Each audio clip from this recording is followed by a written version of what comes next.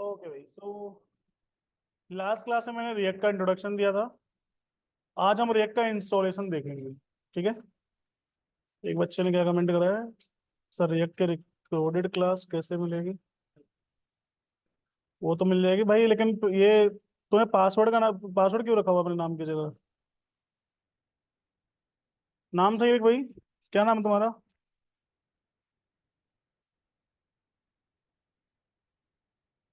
Mic on करना एक बार।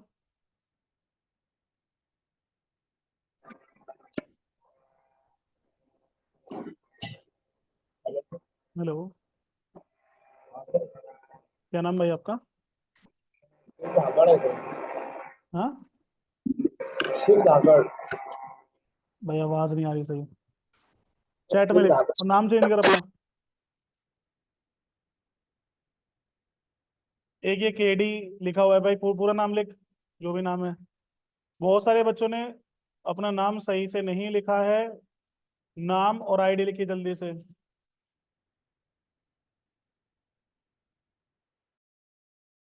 एक बार ऑफलाइन स्टूडेंट सभी बच्चे मुझे अपने वो दिखा देना, अपने कार्ड। एंड ऑनलाइन स्टूडेंट्स आप लोग आईडी लिखिए, आपके भी चेक होंगे अभी।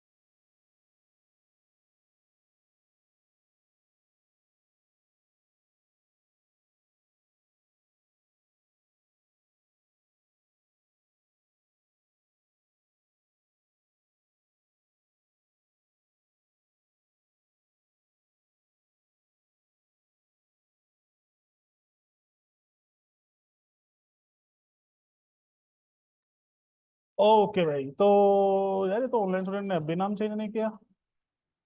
अरे भाई ये ducat@123 नाम से जिसका नाम चेंज कर भाई, क्या नाम है तुम्हारा?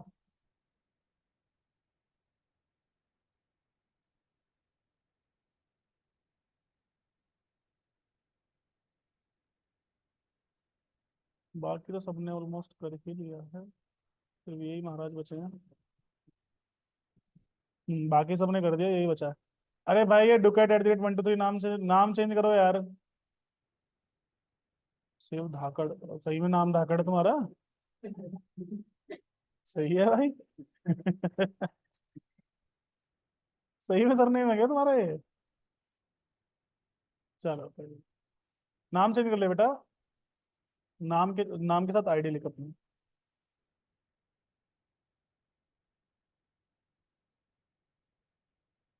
नाम लिख लिया, आईडी नहीं लिखी बेटा, आईडी भी लिख साथ में। एंड भाई रिकॉर्डिंग्स के लिए आप लोगों को अकाउंट्स डिपार्टमेंट में कांटेक्ट करना है, ठीक है? जो ऑफलाइन आए हैं वो अभी जाके मिल लेना अकाउंट्स डिपार्टमेंट में, और जो ऑनलाइन स्टूडेंट्स हैं आप लोग कांटेक्ट कर लेना राहुल जायसवाल सर से।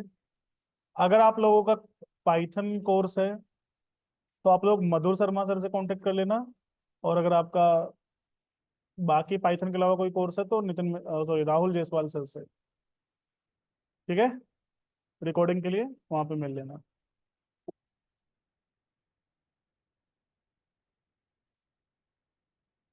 चलिए अब हम लोग चलते हैं भाई, इंस्टॉलेशन देखते हैं। रिएक्ट का इंट्रोडक्शन हमने कर लिया, क्या है रिएक्ट, क्यों है, कैसे है। अभी हमें करना है रिएक्ट का इंस्टॉलेशन। इंस्टॉलेशन करने के लिए आपके पास नोड होना चाहिए, वो आपके पास पहले से है, जावास्क्रिप्ट पढ़ा है आपने। तो नोड के साथ ही ना एक npm पैकेज होता है, cmd ओपन करो, यहाँ लिखो node-v, ऐसे वर्जन आ जाएगा। ऐसे ना npm होता है, ये भी आपको पता ही है npm। टाइपस्क्रिप्ट इंस्टॉल किया है आपने, क्लियर है? दोनों चीजें आपके पास होनी चाहिए। उसके बाद आपको जिस भी फोल्डर में रिएक्ट का प्रोजेक्ट क्रिएट करना है वहां पे चाहिए। जैसे मैं यहाँ पे रिएक्ट का एक फोल्डर बना लेता हूँ, क्योंकि बनाना ही होगा। वीकडेज 11 AM चल रहा है अभी, जून 2024, 24 लिख देता हूँ बस, ये 2024 ही लिख देता हूँ पूरा।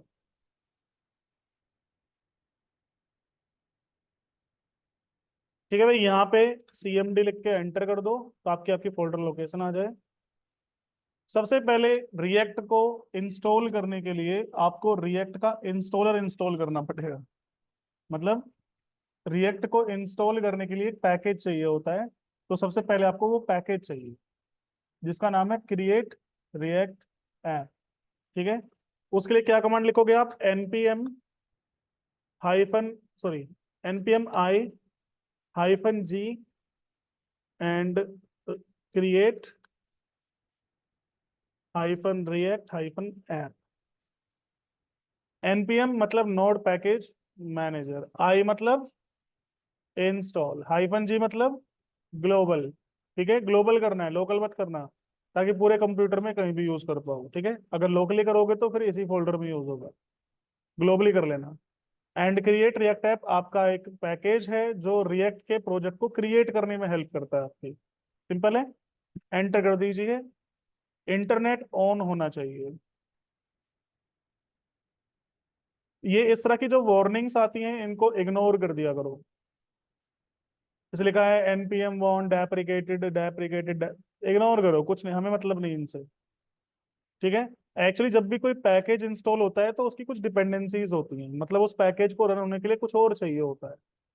तो जब चीजें मार्केट में आती हैं तो उनके देखो यहाँ वर्जन्स लिखे हुए हैं ना, तो कई बार ना वर्जन ऊपर नीचे हो जाता है। जैसे मैंने क्रिएट रिएक्ट ऐप लिखा, अब ये मान लो ये चीजें यूज कर रहा है, लेकिन वो चीजें डेप्रिकेट हो गई, तो अब ये वार्निंग दे रहा है कि भाई ये चीज फिलहाल तो डेप्रिकेट हो गई है, आगे चल के रिमूव हो जाएगी। डेप्रिकेट का मतलब है कि ये मैसेज दे दिया गया है कि ये चीज आगे अपडेट नहीं होगी, तो हमें इससे कोई लेना देना नहीं है, ठीक है? वो सब अपने आप मैनेज कर लेगा आगे चल के। आप सोच रहे हो कि अभी डेप्रिकेटेड बाद में रिमूव हो गया तो हमें कोई दिक्कत नहीं है भाई, वो अपने आप मैनेज करेगा क्रिएट रिएक्ट। वो इसकी जगह कोई और पैकेज यूज करेगा फिर। तो ये हमारा काम नहीं है, ये किसका काम है? क्रिएट रिएक्ट वालों का है, वो अपने आप मैनेज करेंगे, हमें कोई दिक्कत नहीं है। वार्निंग को इग्नोर कर दो। जब अब आपको टेंशन तब लेनी है जब एरर आ जाए। यहाँ पे कोई एरर नहीं है। आप यहाँ देख सकते हो, 4 package are looking for funding, sorry ये नहीं, ये देखो यहाँ पे 64 पैकेज चेंज हुए हैं 5 सेकंड में।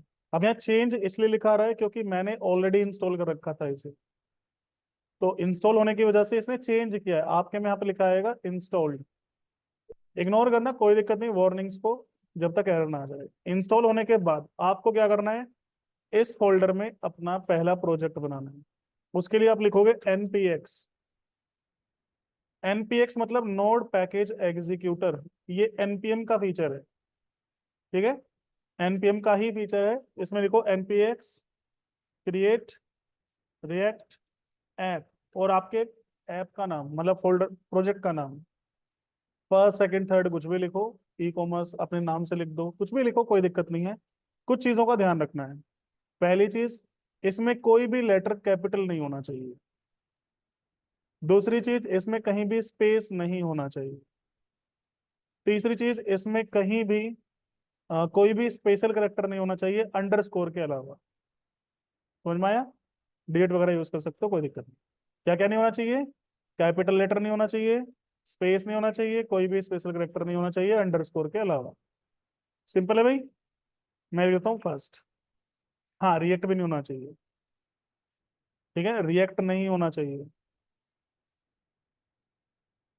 कुछ भी नाम रख दो, बाकी फर्स्ट सेकंड थर्ड, टेस्ट, ठीक है, सैंपल, इस तरह के कोई भी नाम रख सकते हो, आपकी चॉइस है। बेटर रहेगा फर्स्ट ही लिख दो, पहला प्रोग्राम देखेंगे। फिर आगे जैसे जैसे बढ़ेंगे, जब हम लोग प्रोजेक्ट बनाएंगे तो प्रोजेक्ट के नाम से बना लेंगे। 3-4 बार प्रोजेक्ट बनाएंगे इसमें हम लोग, तो ये थोड़ा टाइम लेगा।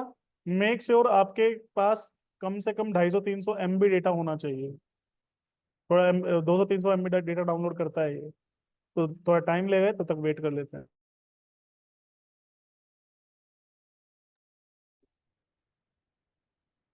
लिखी थी कमांड, नहीं लिखी? पहले वाली कमांड भी नहीं लिखी? मैं एक काम करता हूँ, नोट पैड ओपन करके उस पर कमांड लिख देता हूँ, कोई बात नहीं। पहली कमांड क्या था, क्या है, npm इंस्टॉल हाइफन जी, एक मिनट, इंस्टॉल हाइफन जी क्रिएट रिएक्ट ऐप, और ये सिर्फ एक बार करना है। आप नेक्स्ट टाइम जब प्रोजेक्ट बनाओगे तब ये कमांड नहीं चलानी है, स्टार्टिंग के लिए है, ठीक है। हमेशा प्रोजेक्ट बनाने के लिए क्या करोगे, npx क्रिएट रिएक्ट ऐप, और ऐप का नाम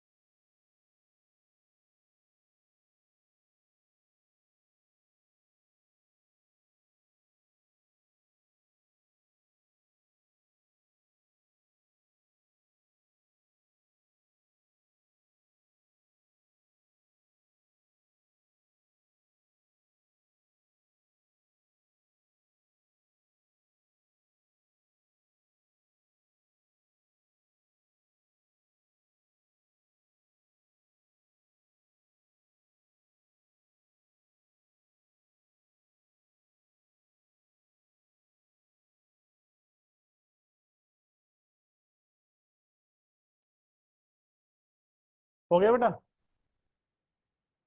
ये हटाइए यहाँ से। यहाँ पे अगर इस तरह से लिखा है हैप्पी हैकिंग, इसका मतलब आपका प्रोजेक्ट सक्सेसफुली इंस्टॉल हो गया। इससे पहले देखो यहाँ पे वार्निंग्स भी आ रखी हैं, इनको इग्नोर करना है, कोई दिक्कत नहीं है। बस ये लिखा है इसका मतलब प्रोजेक्ट रन हो गया, मतलब क्रिएट हो गया। इस प्रोजेक्ट का बंडल साइज देखो कितना है,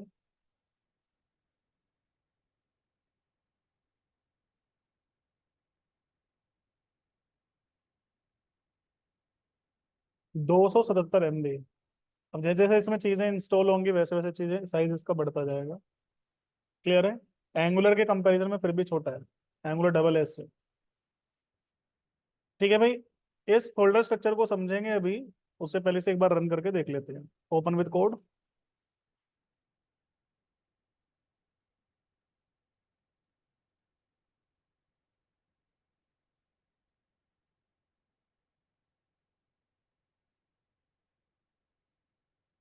टर्मिनल ओपन कीजिएगा।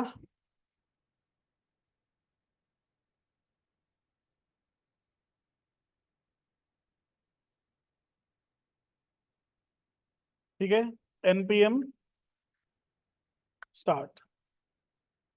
प्रोजेक्ट रन करने के लिए क्या करोगे, npm स्टार्ट। ध्यान रखना, बहुत सारे बच्चे यार लाइव सर्वर ऑन कर देते हैं, लाइव सर्वर से रन नहीं होगा ये। क्लियर है? कौन सी कमांड चलानी पड़ेगी, npm स्टार्ट। स्टार्टिंग में टाइम लेता है थोड़ा, उसके बाद फास्टली चलता है। इस तरह की वार्निंग आए इग्नोर कर दिया करो, कोई दिक्कत नहीं है। आप यहाँ पे देखोगे प्रोजेक्ट आपका 3000 पोर्ट नंबर पे रन हुआ है। बाय डिफॉल्ट क्या है, लोकल होस्ट, ये आपका लोकल आईपी होती है। ठीक है, इसका मतलब होता है 127.0.0.1, और 3000 पोर्ट नंबर पे चल रहा है। इस तरह से घूमता हुआ दिखे तो इसका मतलब आपका एप्लीकेशन बन चुकी है। ये इमेज है वैसे, जिसको उन्होंने रोटेट कर रखा है बस। क्लियर है? अब एक बार फोल्डर स्ट्रक्चर पे नजर डाल लेते हैं।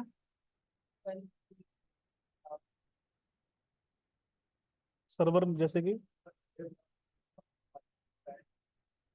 भाई, मेरे में तो दुनिया दुनिया भर के हैं, क्यों परेशान हो रहा है? मेरे में भी जैम पैम पे बहुत कुछ है, कोई दिक्कत नहीं है। भाई ये स्टैंड अलोन होगा। ये आपके कंप्यूटर में कोई भी सर्वर हो, कोई भी प्रोजेक्ट हो, कोई भी एप्लीकेशन हो, उससे कोई मतलब नहीं है इसे। हाँ, रैम वैम ठीक ठाक होनी चाहिए, ऐसा नहीं कि आपने दुनिया भर के सॉफ्टवेयर भर दिए, रैम तुम्हारी 4 GB है तो ये अटक जाएगा, स्लो काम करेगा। ठीक है, बाकी इससे कोई मतलब नहीं बेटा, आपके कंप्यूटर में कुछ भी इंस्टॉल हो, कोई दिक्कत नहीं। ठीक है, ये सक्सेसफुली आपका चलेगा प्रॉपर, कोई दिक्कत वाली बात नहीं। ठीक है बेटा, तो रिएक्ट का डेवलपमेंट सर्वर चल रहा है, अभी इसे डेवलपमेंट सर्वर बोलते हैं। ठीक है, रिएक्ट का कोई भी प्रोडक्शन सर्वर नहीं होता है, ये ध्यान रखना, सिर्फ डेवलपमेंट सर्वर होता है। मतलब रिएक्ट को एक सर्वर की तरह ट्रीट हम सिर्फ डेवलपमेंट के केस में करते हैं। जब हमें इसे लाइव करना होता है तो हम इसकी स्टैटिक बिल्ड बनाते हैं। ठीक है, यहाँ पे आप देखोगे ये तो चलो हट, ये क्या है, अभी मैंने हटा दिया। वहाँ पे आप देखोगे बिल्ड बनाने के ऑप्शंस आते हैं, रीडमी फाइल पे देखो, वो जो लास्ट में लिखा हुआ दिख रहा था ना हैप्पी हैकिंग वगैरह, वो यहाँ से आ रहा था। इसमें देखो कमांड्स हैं, npm रन बिल्ड, वो इग्नोर करो, बिल्ड बिल्ड क्या होती है बाद में बात करेंगे। ठीक है?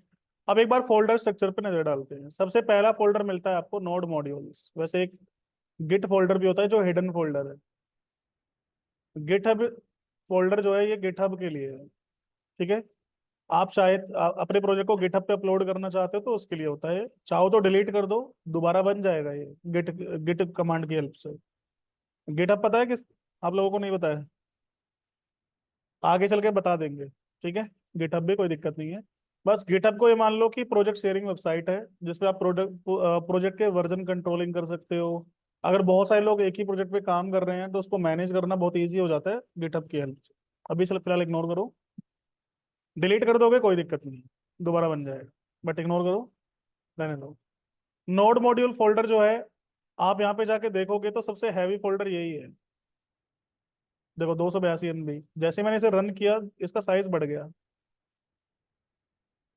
क्योंकि इसमें कैशे वगैरह भी स्टोर हो जाता है ना फिर, तो इसका साइज बढ़ गया देखो। अभी 325 MB हो गया, पहले कम था ना, 272 77 कुछ था। कैशे वैसे ले लेता है। तो ये नोड मॉड्यूल देखोगे तो इसका जो साइज है वो कितना है, 324 MB और टोटल है 325 MB। मतलब ऑलमोस्ट सारा स्पेस इसी ने कवर कर रखा है। तो एक्चुअली नोड मॉड्यूल क्या है? जो रिएक्ट का डेवलपमेंट सर्वर होता है, इसे एग्जीक्यूट होने के लिए बहुत सारी चीजें चाहिए होती है। ठीक है, बहुत सारे पैकेज चाहिए होते हैं। तो वो सारे पैकेज कहाँ पे इंस्टॉल्ड होते हैं? नोड मॉड्यूल्स के अंदर। समझ में आया बेटा? क्लियर है? ये फोल्डर आपका मैंडेटरी फोल्डर है, आप इसे डिलीट नहीं करेंगे। हाँ, अगर आप गलती से इसे डिलीट कर भी दोगे तो ये नया बन जाता है, कोई दिक्कत नहीं। ठीक है। और जब आप प्रोजेक्ट शेयर करोगे किसी को या गिटहब पे अपलोड करोगे तो ये फोल्डर अपलोड नहीं करना है। इसमें हजारों फाइलें होती हैं। ठीक है। तो किसी को जब शेयर करोगे तो ये फोल्डर नहीं देना है, ना ही ये गिटहब पे अपलोड करना है। ये एक सिंपल सी कमांड से दोबारा बन जाता है। मैं आपको बना के दिखा देता हूँ। मान लो मैं इस फोल्डर को डिलीट कर देता हूँ, पहले मुझे एप्लीकेशन बंद करनी पड़ेगी, वरना डिलीट नहीं करने देगा।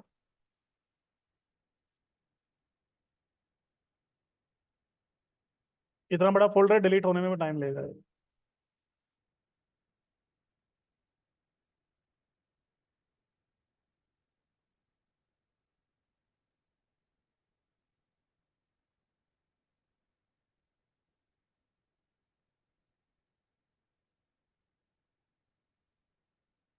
देखो, 42,811 फाइल है इसके अंदर।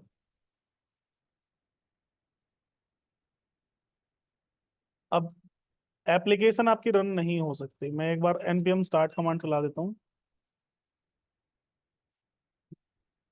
अब ये एरर थ्रो कर देगा।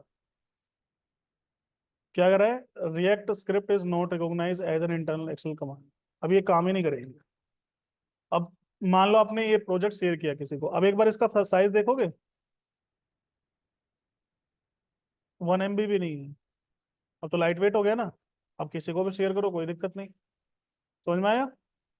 तो गिटअप पे अपलोड करोगे तो इस फोल्डर को करोगे नोड हटा के।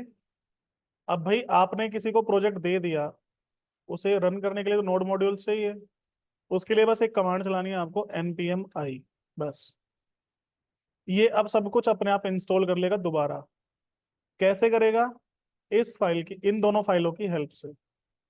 पहला है package Jason. Package JSON file में क्या होता है? आपकी चीजें, मतलब डिपेंडेंसीज का एक ट्रैक वो होता है, ट्रैक रहता है पूरा। जैसे आपके एप्लीकेशन का नाम क्या है, वर्जन क्या है, पैकेज देखो कौन कौन से पैकेज चाहिए इसे। डिपेंडेंसीज कौन कौन सी हैं? टेस्टिंग लाइब्रेरी जेस्ट है, रिएक्ट है, यूजर इवेंट है, रिएक्ट चाहिए, रिएक्ट डोम चाहिए, रिएक्ट स्क्रिप्ट चाहिए, वेब वाइटल चाहिए। ठीक है ना? और फिर इनकी भी डिपेंडेंसीज होती हैं, वो कहाँ होती हैं? वो पैकेज लॉग जेसन में है। डिपेंडेंसीज की भी डिपेंडेंसी कहाँ पे होंगी? पैकेज लॉग जेसन में।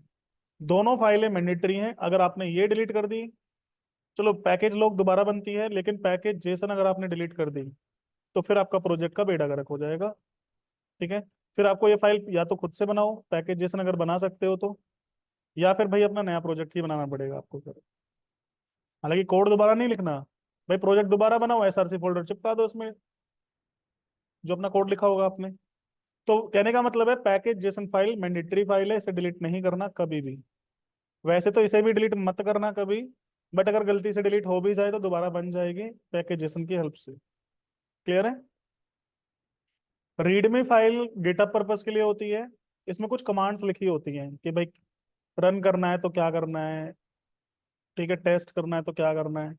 अब अगर आप इसे डिलीट कर भी दोगे तो हमारे प्रोजेक्ट पे कोई फर्क नहीं पड़ता। ठीक है। गिट इग्नोर फाइल ये बताता है कि हमें गिटहब पे क्या क्या अपलोड नहीं करना है इस प्रोजेक्ट से। देखो क्या लिखा हुआ है, नोड मॉड्यूल। इसका मतलब है नोड मॉड्यूल हमें अपडेट मतलब अपलोड नहीं करना। PNP file, PNP JSON file, coverage, build build upload नहीं करनी। तो यहाँ लिखा हुआ है क्या क्या अपलोड नहीं करना। अगर आप इसे डिलीट कर दोगे तो फिर आपको खुद लिखना पड़ेगा ये कोड, वरना गिटहब पे पूरा प्रोजेक्ट अपलोड हो जाएगा, जो बहुत टाइम टेकन होगा। इसलिए इसे डिलीट मत करना। ठीक है।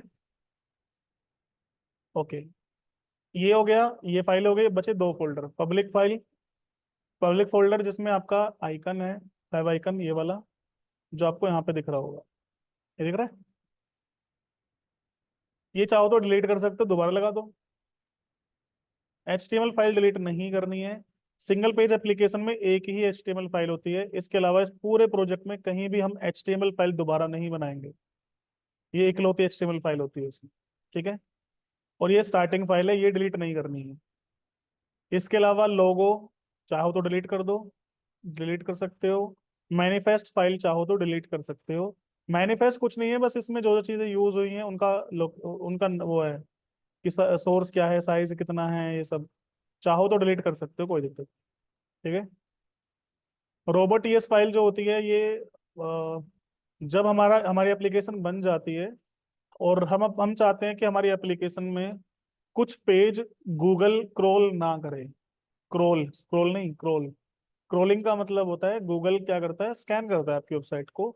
और जब यूजर कुछ सर्च करता है तो उस डेट जो भी यूजर की सर्च क्वेरी होगी उसे आपकी वेबसाइट में सर्च किया जाता है।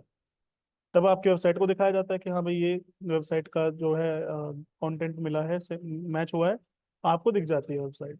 अगर आप चाहते हो कि आपकी वेबसाइट को क्रोल ना किया जाए या किसी एक दो पेज को ना किया जाए, तो वो आप यहाँ पे लिख सकते हो कि डिसअलाउ किस किस को करना है। By default user agent star मतलब ऑल वेबसाइट को क्रोल करो, डिसअलाउ किसको नहीं करना हमने कुछ नहीं लिखा, इसमें तो पूरे एप्लीकेशन को क्रोल कर लो। वो बाद की बात है, ये मार्केटिंग टीम आपको बता देती है कि कौन सा पेज क्रोल करना है कौन सा नहीं करना है, इसलिए हमें इसकी कोई टेंशन लेने की जरूरत नहीं। चाहो तो डिलीट कर सकते हो, दोबारा बन जाएगी, ठीक है। मतलब बनानी पड़ेगी वैसे खुद से, अपने आप नहीं बनेगी, बट कोई बहुत बड़ी फाइल नहीं है, चाहो तो डिलीट कर सकते हो, ठीक है भाई। हमारा मेन काम होगा एसआरसी में। 99.9% काम जो हम करेंगे वो कहाँ पे करेंगे, एसआरसी में। इसके अलावा बाकी फोल्डर में नोड मॉड्यूल्स में हमें कभी भी कुछ भी कोड नहीं लिखना है, जो लिखा है वो रहने दो, हमें इसमें छेड़छाड़ नहीं करनी, ठीक है। पब्लिक फोल्डर में कभी कभार थोड़ा बहुत काम करना रहेगा, मेन काम एसआरसी में होता है ये, आपके प्रोजेक्ट की सेटअप फाइल से। समझ में आया भाई? फोल्डर स्ट्रक्चर क्लियर है सबको? अच्छा, वापस आ गया भाई। अब मैं चाहता हूँ इसे थोड़ा क्लीन अप कर दूं, जो काम की चीजें नहीं है उनको हटा दूं। तो मैं जाऊंगा पब्लिक में, सबको सिलेक्ट करो, बस ये हटा देना, इंडेक्स डॉट एचटीएमएल, इसे छोड़ के बाकी सब चाहो तो डिलीट कर दो। मुझे अभी किसी और फाइल की कोई जरूरत नहीं, ठीक है। इंडेक्स डॉट एचटीएमएल डिलीट मत कर देना भाई। और एसआरसी में आओगे तो यहाँ पे देखो कुछ कोड लिखा हुआ है, सेटअप टेस्ट। देखो सबसे एंट्री फाइल होती है इंडेक्स जेएस, यहाँ पे कुछ कोड लिखा हुआ है। रिएक्ट डॉट स्क्रिप्ट मोड, उसके अंदर ऐप है, ऐप जेएस ये रही फाइल। इसमें जो आपको लोगों को दिख रहा है यहाँ से आ रहा है, ये इसकी टेस्टिंग फाइल है, test render learn react link, ठीक है। आप लोग फिलहाल चाहो तो सब कुछ कर दो डिलीट, क्योंकि हमें ये जो घूम रहा है इससे क्या लेना देना, हमें तो अपना कोड लिखना है। अब देखो, नोड मॉड्यूल्स मैंने कहा छेड़ना नहीं है, पब्लिक में सिर्फ इंडेक्स डॉट एचटीएमएल छोड़ दिया हमने, एसआरसी में कुछ भी नहीं छोड़ा, ये हमारी सेटअप फाइल है बस। क्लियर है? अब तो बिल्कुल छोटा सा फोल्डर रह गया ये। अब इसमें एरर आएगा रिफ्रेश करते ही, साइट कांट बी रीच्ड, क्योंकि भाई एरर आ गया इसमें। एक मिनट, तो एप्लीकेशन चली नहीं रही। एनपीएम स्टार्ट, हालांकि इसमें एरर आएगा अभी। तो हमें सबसे पहले तो पब्लिक एचटीएमएल फाइल में जाना है और यहाँ पे कुछ चीजें हटानी है, जैसे हमने फेविकोन आइकन हटा दिया। लगा रहने देना चाहते हो लगा रहने दो, मेटा डिस्क्रिप्शन हटाना है हटा दो, ये हटा दो, ये कमेंटेड पार्ट हटा दो, ये लिंक हटा दो, ये हटा दो, सॉरी, ये हटा दो, ये हटा दो। अब देखो इसके अंदर भी कितना सा कोड है, ये तो आपकी बॉयलर प्लेट है, मेन चीज तो बस यही लगी है इसके अंदर। क्लियर है ना? एक डिव बनी हुई है जिसकी आईडी क्या है, रूट, ये बड़े काम की चीज है, ठीक है। जो भी कुछ हम रिएक्ट एप्लीकेशन से रेंडर करवाएंगे, रेंडर मतलब जो सर्वर कुछ रिटर्न करता है उसे क्या बोलेंगे, रेंडर, ठीक है। तो यहाँ पे जो भी कुछ आएगा वो यहाँ पे डिस्प्ले हो जाएगा। अभी एप्लीकेशन आपकी रन नहीं होगी, ये एरर आएगा इसमें, code not find a requested file. देखो कह रहा है code not find a required file, index dot JS जो रिक्वायर्ड फाइल होती है और वो हमने डिलीट कर दी, तो हम लोग फिर से बनाएंगे उसे।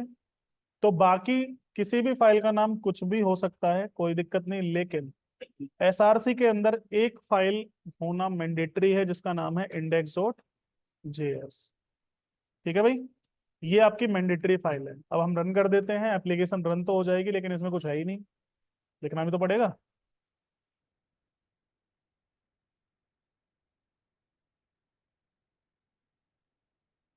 देखो डेवलपमेंट सर्वर स्टार्ट हो गया, हालांकि इसमें कुछ आएगा नहीं क्योंकि कुछ है ही नहीं।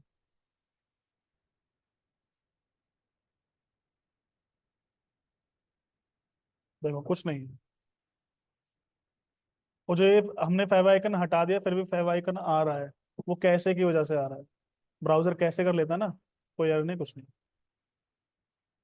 अब हमें यहाँ पे क्या लिखना है, हम लोग सबसे पहले इंपोर्ट करते हैं यहाँ पे रिएक्ट को, इंपोर्ट रिएक्ट फ्रॉम रिएक्ट।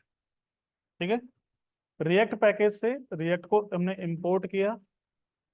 उसके बाद हमें वर्चुअल डोम के लिए इंपोर्ट करना होता है react DOM, import react DOM from react DOM slash clients, client.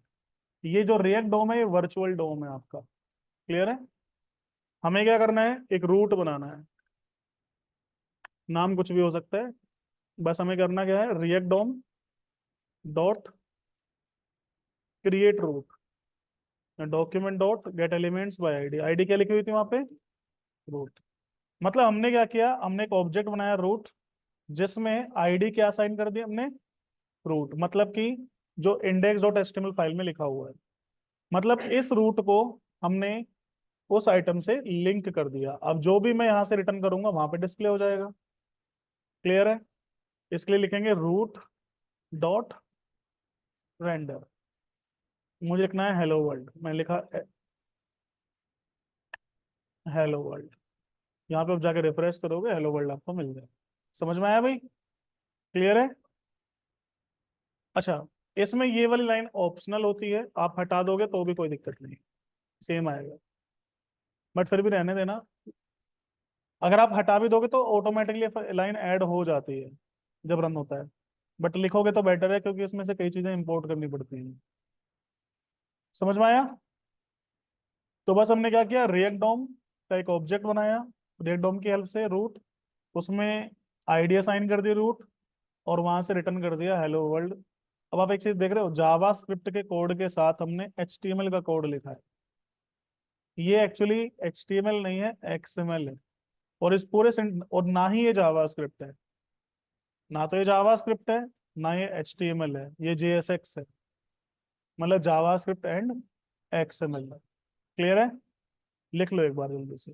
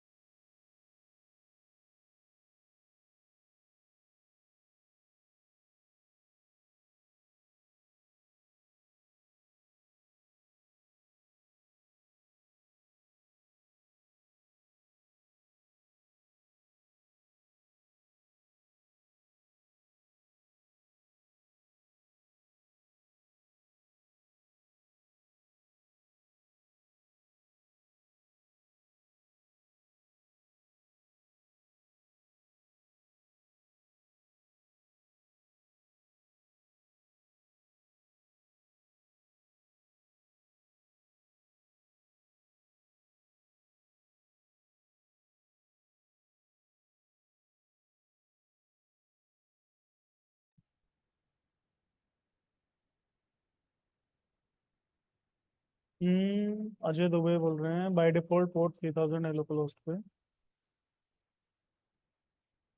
Port वगैरह के इंटरव्यू क्वेश्चंस बनते हैं। अरे पोर्ट नंबर कोई इतनी बड़ी चीज थोड़ी है भाई, कोई इंटरव्यू तुमसे पूछेगा, ये तो बहुत बेसिक सी चीज है। जो यहाँ पे पोर्ट नंबर आ रहा है ये एक तरह से एड्रेस होता है, आपका फिजिकल एड्रेस।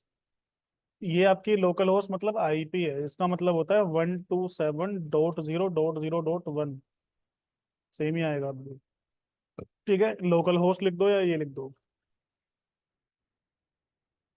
इसका मतलब होता है कि आप अपने कंप्यूटर को एज अ सर्वर ट्रीट कर रहे हो, एज अ होस्ट सर्वर।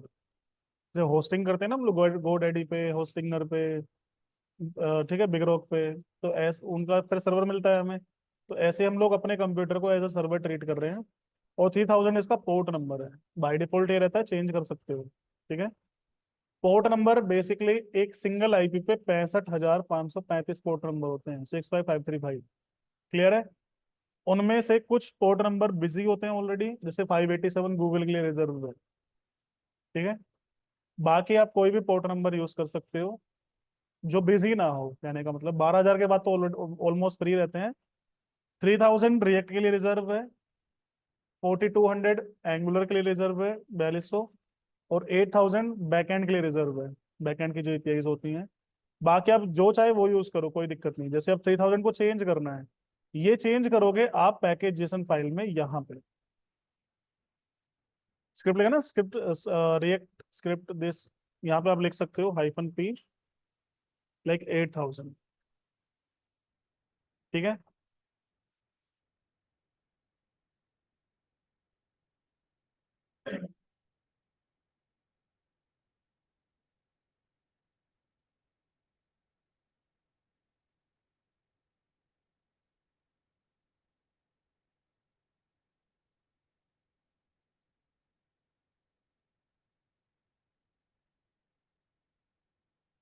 नहीं, अभी भी ये इसी पे आ रहा है, एक सेकंड। -p होगा, -port होगा।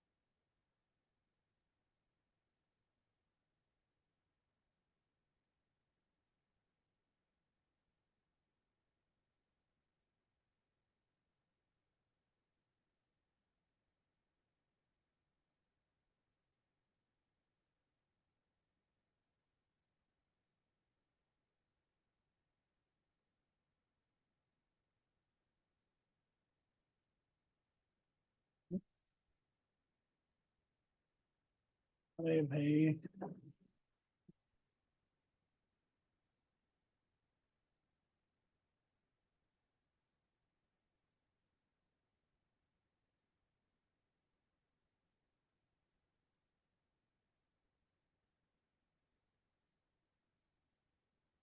Build test project.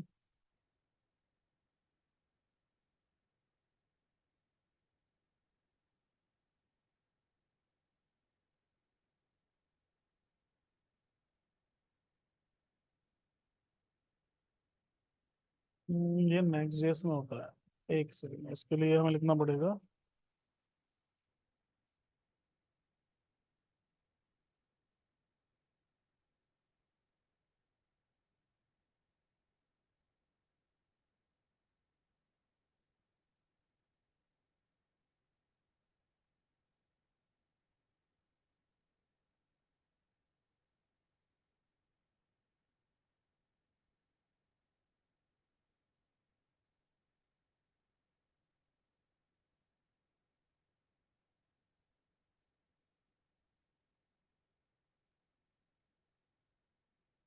हम्म। ठीक है भाई, पोर्ट चेंज हो गया। तो इस तरह से पोर्ट नंबर चेंज कर सकते हो। क्या लिखोगे? Set port equal to 8000 and react script. मैं हटा देता हूँ, बाई डिफॉल्ट 3000 पर रहने दो। टेस्टिंग के लिए 3000 बेस्ट है, कोई दिक्कत नहीं। ठीक है भाई, बाकी लिख लो वैसे। अगर पोर्ट चेंज करना हो तो क्या करना है, लिख सकते हो, लिखना है तो पैकेज जेसन में स्टार्ट स्क्रिप्ट वाली जो है इसको चेंज कर देना।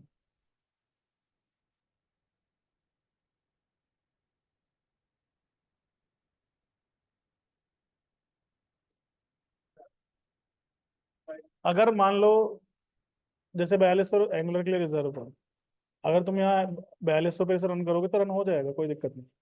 दिक्कत तब आती है जब एंगुलर का प्रोजेक्ट भी रन कर रखा है और रेट का प्रोजेक्ट भी रन कर दिया। अब दोनों सेम पोर्ट नंबर पे तो चलेंगे नहीं। जो एप्लीकेशन पहले चल रही होगी वो चल जाएगी, दूसरी वाली एप्लीकेशन एरर थ्रो कर देगी कि भाई ये पोर्ट बिजी है। टेंशन ना को, बहुत बड़ी चीज नहीं है। अगर पोर्ट नंबर बिजी है तो वो एरर आ जाएगा कि भाई पोर्ट बिजी है, आप पोर्ट चेंज करो। कोई बहुत बड़ी चीज नहीं है भाई, ये बहुत बेसिक सी चीज है।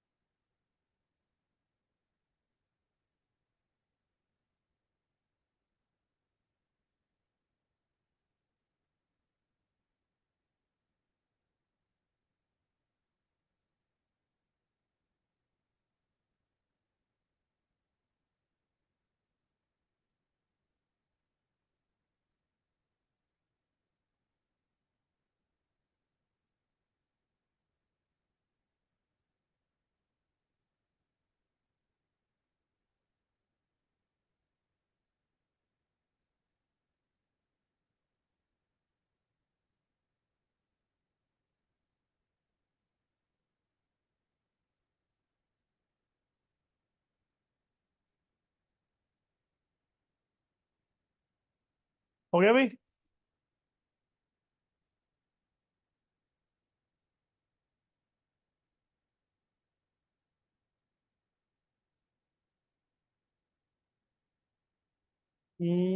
विषय क्या बोल रहा है, मेरा बाय डिफॉल्ट 51 73 पोर्ट सेट होती है।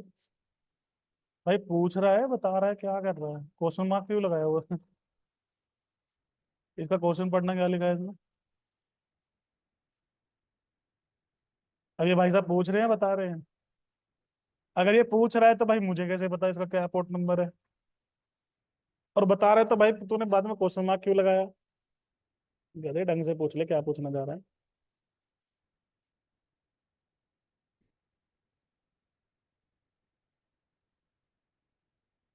डन भाई। तो आज के लिए इतना ही करेंगे, बाकी नेक्स्ट क्लास में। आज तुम्हारा काम इतना ही है कि इसे इंस्टॉल करो और ये हेलो वर्ल्ड प्रोग्राम लिख के देखो। ठीक है, बाकी करेंगे हम लोग नेक्स्ट क्लास में। ठीक है, अब एक छोटा सा टास्क में चलते चलते मैं दे देता हूँ। मान लो मुझे यहाँ 2 लाइन लिखनी है। मुझे यहाँ पे हेलो वर्ल्ड 2 भी लिखना है, लेकिन ये फिलहाल मुझे दे रहा है एरर। एरर आ गया ना? क्योंकि रिएक्ट का कहना है कि जब भी कोई चीज रिटर्न होगी तो वो एक सिंगल आइटम रिटर्न होगा, 2 आइटम नहीं कर सकते। तो क्या हमें जितनी लाइनें लिखनी है उतनी बार ही रिटर्न करना पड़ेगा? नहीं। तो इसका क्या सॉल्यूशन होगा कि मैं मल्टीपल लाइंस रिटर्न कर पाऊं, ये आपको सोचना है। ठीक है, क्लियर है भाई? प्रोजेक्ट बनाओ और फिर मल्टीपल लाइंस को रन करने की कोशिश करो, जैसे heading, paragraph, list, table, form, इस तरह की चीजें बना बना के देखो। क्लियर है? तो मल्टीपल आइटम्स कैसे पास करना है, कैसे रिटर्न करना है, ये सोचो, देखो, गूगल करो, बहुत सारी चीजें आपको मिल जाएंगी। क्योंकि जितनी चीजें आप खुद से सर्च करोगे उतना बेनिफिट आपको मिलता है। क्लियर है भाई? तो आज के लिए इतना ही करेंगे, बाकी नेक्स्ट क्लास में